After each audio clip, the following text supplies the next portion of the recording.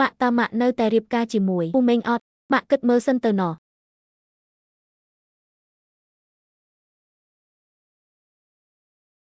លោកគ្រូពេទ្យមេងសេនអានតើលោកអាចទៅនិយាយជាមួយជួយឡានម្ដងទៀតបានទេនិយាយរឿងអី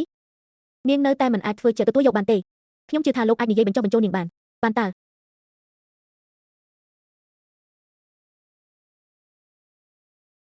លោកពូសេនគ្រូពេទ្យមេងជាអ្នកឲ្យខ្ញុំមកគាត់ថាអ្នកនាងត្រូវការអ្នកនិយាយលេងជាមួយ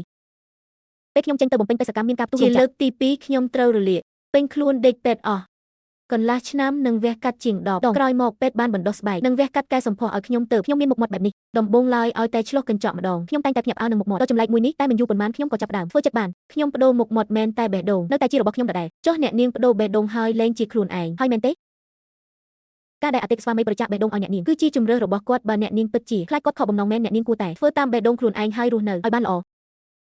លោកឯងនេះនិយាយមកសំហេតុផលគួរសម្ដែងតើមនុស្សដែលធ្លាប់ស្លាប់ម្ដងទៅហើយគិតយករឿងខ្លះវាមិនចម្លែកទេមែនអត់លោកពូសេនចុះឥឡូវពេលពូឆ្លោះកញ្ចក់នៅតែភ័យទៀតអត់លែងហើយការមានជីវិតរស់រានគឺជាកាដូដ៏ធំបំផុតពីព្រះទៅហើយមុខមាត់យ៉ាងម៉េចលែងសំខាន់ហើយហេតុផលមួយនេះខ្ញុំសង្ឃឹមថាអ្នកនាងក៏អាចយល់ដូចគ្នាអរគុណលោកហើយសេនអានមិនអីទេសម្រាប់បានច្រើនទៅបេះដូងអ្នកនាងមានតម្លៃណាស់កុំធ្វើបាបពីអីលោកគ្រូពេទ្យមេងចាំនៅខាងក្រៅយូរណាស់ហើយ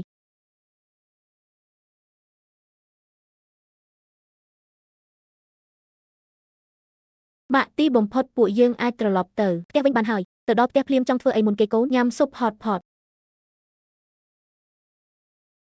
ពេទ្យប្រាប់ថាម៉ាក់មិនអាចញ៉ាំអីតែពិបាករំលាយទេថ្មីនេះចុះញ៉ាំបវិញល្អទេពូធ្វើបគ្រឿងសមុទ្រឲ្យញ៉ាំល្អអត់កូនល្អពូលោកពូសេនសៀវលីងកូនឆ្លាតអត់ឆ្លាតតើថ្ងៃនេះម៉ាក់ចេញពីពេទ្យហើយពូដឹងហើយពូមុខនេះគឺដើម្បីជូនដំណើរនឹងណាបងទៅរៀបចំឯកសារចេញពីពេទ្យសិនសៀវលីងទៅជាមួយពូមេងទៅកូនកូនចង់និយាយជាមួយលោកពូសេនអញ្ចឹងកូនត្រូវស្ដាប់បង្គាប់ណាកុំរំខានម៉ាក់និងលោកពូសេននិយាយគ្នា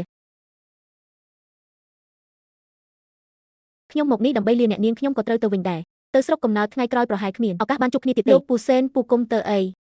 សៀវលីងពូក៏ត្រូវទៅផ្ទះមើលថែម្ដាយពូដែរតាកូនតែឯងអាចទូរស័ព្ទមកពូបានគ្រប់ពេលណាសៀវលីងម៉ាក់និយាយជាមួយលោកពូសេនពីរួចម៉ាត់សិនកូនឯងទៅចាំពូមេងនៅមាត់ទ្វារសិនទៅសេនអានអរគុណលោកដែលជួយឲ្យខ្ញុំហ៊ានប្រឈមមុខនឹងរឿងតែខ្ញុំខ្លាចចោលឲ្យមិនបាច់អរគុណទេមុខមួយនេះធ្លាប់បន្សល់ទុកត្រឹមស្លាកស្នាមឲ្យអ្នកនាងខ្ញុំសង្ឃឹមថាអាចបន្សល់ទុកនៅការចងចាំល្អខ្លះដល់អ្នកនាងចុះរស់នៅឲ្យបានល្អនិងមើលថែនាងឲ្យបានល្អផង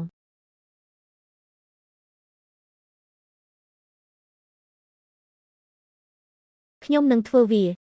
សៀវលីងលាហើយណាពូប្រកាសជានឹកឯងមិនខានរៀបចំរួចរាល់ហើយអាចទៅបានហើយតើអំបាញ់មិញបងឃើញអស់ហើយមែនទេឃើញហើយតើបងមិនប្រកាន់ទេអីអូនលាគ្នាជាមួយគេមិនបាច់សុំការអនុញ្ញាតពីបងទេ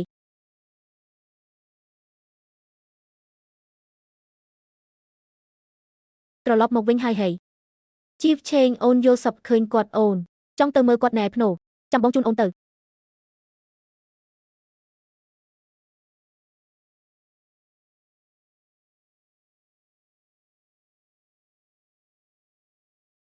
ជាងមួយចឹងលោកឈ្នះហើយ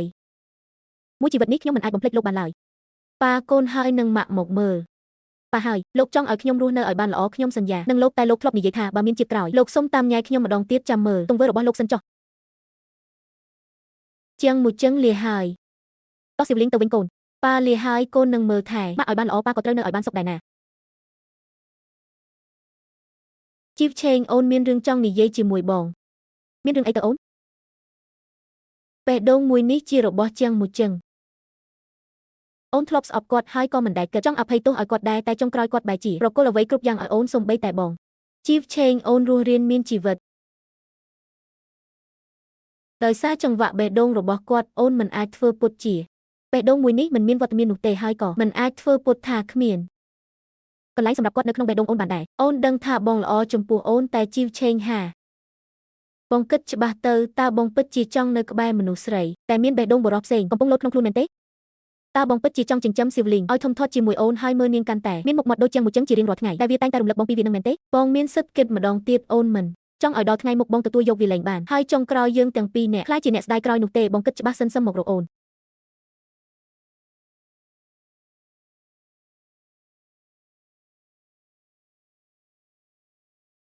ចូលមក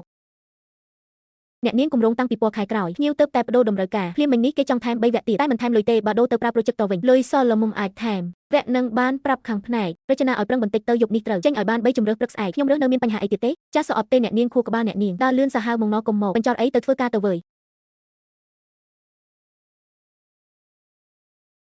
ជីឈឹងតើបងនឹងលេចមុខមកវិញទេម៉ាក់តើពូម៉េងពេលណាមកមានរឿងអីគាត់បាត់មុខយូរហើយម៉ាក់ពីមុនគាត់មក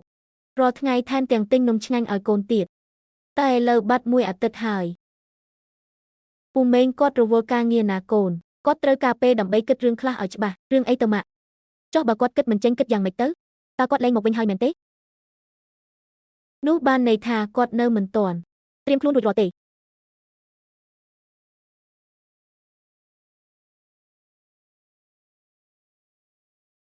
ឆាប់ទៅបើកទ្វារទៅម៉ាក់ពូម៉េងមកហើយមានការមកទៀតស្លៀកពាក់ផ្លូវការម្លេះថ្ងៃនេះជាថ្ងៃអីហ្នឹងឡានបងចង់សុំអូនរៀបការម្ដងទៀតតើអូនព្រមព្រៀងឲ្យបងនឹងគេនៅកំដរអូនមើលថែអូនអស់មួយជីវិតទេម៉ាក់យល់ព្រមនឹងគាត់ទៅ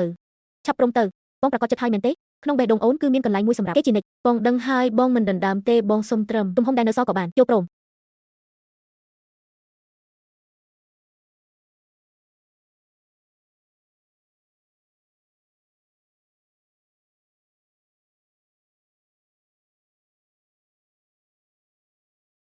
អ្នកនាងជួយឡានតើអ្នកសុខចិត្តរៀបការជាមួយលោកម៉េងជីឆឹងដែរឬទេទោះជាក៏ឬមានទោះជាឈឺឬជាក៏អ្នកនៅតែស្រឡាញ់គោរពនិងការពារគាត់រហូតដល់ថ្ងៃស្លាប់ដែរឬទេ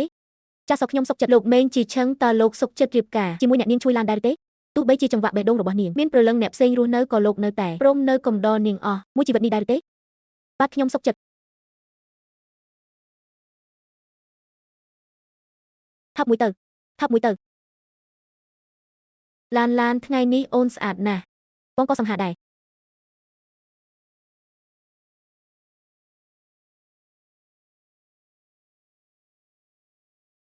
ប្រពន្ធសម្លាញ់ក្រអូបណាស់កុំលេងអីណោះឆាប់ហៅសៀវលីងងើបញ៉ាំបាយទៅម៉ាក់ថ្ងៃហ្នឹងពួកយើងទៅលេងសួនកំសាន្តមែនទេមែនហើយកូនឆាប់ទៅបដូរខោអាវទៅញ៉ាំបាយព្រឹករួចយើងចេញដំណើរហើយប៉ាម៉េងល្អជាងគេហ្មងម៉ាក់មើលណែផ្ទះតូចអស់ហើយប៉ានៅឋានស៊ូក៏សុខសប្បាយទេខ្ញុំនិងម៉ាក់សុខសប្បាយទេប៉ាគុំបារម្ភអីណោះ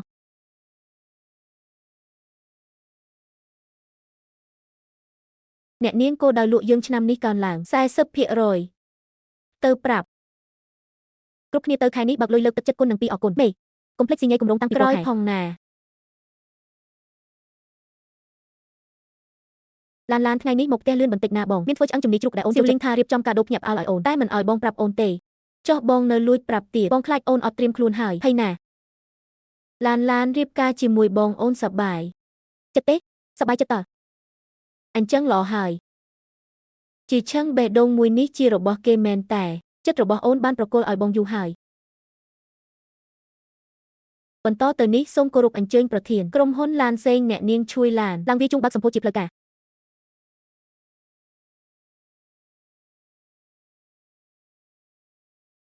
កាលពីមុនខ្ញុំត្រឹមជាប្រពន្ធធាត់ម្នាក់តែពេលនេះខ្ញុំជាម្ចាស់កត្រី